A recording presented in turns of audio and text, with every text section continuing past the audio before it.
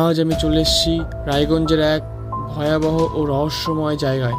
এই জায়গাটা লোকমুখে পরিচিত আলুর ফ্যাক্টরি নামে, কিন্তু এখানে শুধু আলু নয়, রয়েছে ভয় আর মৃত্যুর ছায়া। শোনা যায় প্রায় 20 থেকে 25 বছর আগে এই ফ্যাক্টরিটি চালু হয়েছিল।